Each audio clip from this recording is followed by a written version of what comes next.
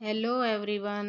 जिया कहानी में आपका स्वागत है। आज की कहानी पैसा और परिवार। रमेश का एक छोटा सा परिवार था जिसमें एक खूबसूरत पत्नी और दो प्यारे बच्चे थे। उसकी पत्नी और बच्चे हर हाल में खुश थे, लेकिन रमेश उन्हें जिंदगी के सारे ऐशो आराम देना चाहता था और इसके लिए वह प्रतिदिन 15 घंटे से भी अधिक काम किया करता था। दिन भर ऑफिस में काम करने के साथ साथ वह सुबह और शाम ट्यूशन सेंटर में भी ट्यूशन पढ़ाया करता था। वह सुबह सुबह घर से निकल जाता और आधी रात के बाद घर लौटता था।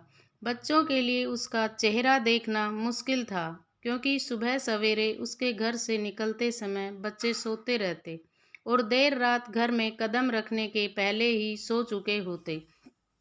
हाँ, रविवार को जरूर वह घर पर होता, लेकिन उस दिन भी वह किसी न किसी काम में व्यस्त रहता और उसका समय परिवार के साथ न बीतकर काम करते हुए बीतता। परिवार उसके साथ क्वालिटी टाइम बिताने का बस इंतजार करता रह जाता। पत्नी अक्सर उससे कहा करती कि उसे घर में वक्त बिताना चाहिए, बच्चे उसे बहुत मिस करते हैं। उस वक्त वह यही जवाब देता कि ये सब मैं उनके लिए ही तो कर रहा हूँ। बढ़ते घरेलू खर्च और स्कूल खर्च के लिए मेरा ज़्यादा काम करना ज़रूरी है। मैं उन्हें एक अच्छी ज़िंदगी देना चाहता हूँ।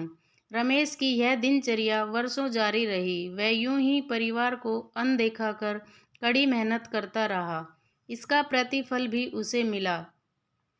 उसे पदोन्नति प्राप्त हुई, आकर्षक वेतन मिलने लगा, परिवार अब बड़े घर में रहने लगा। खाने पीने और अन्य सुविधाओं की उन्हें कोई कमी न रह गई। लेकिन रमेश का यूं ही काम करना जारी रहा। वह अधिक से अधिक पैसे कमाना चाहता था। पत्नी पूछती कि आप पैसे के पीछे क्यों भाग रहे हैं? हमारे पास जो है हम उसमें खुश रह सकते हैं।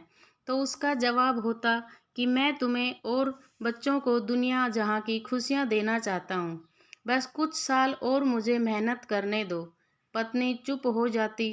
2 साल और बीते। इन 2 सालों में रमेश मुश्किल से अपने परिवार के साथ समय बिता पाया। बच्चे अपने पिता को देखने, उससे बातें करने के लिए तरस गए।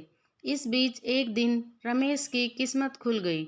उसके दोस्त ने उसे अपने व्यवसाय में हिस्सेदारी की पेशकश की और इस तरह रमेश एक व्यवसायी बन गया।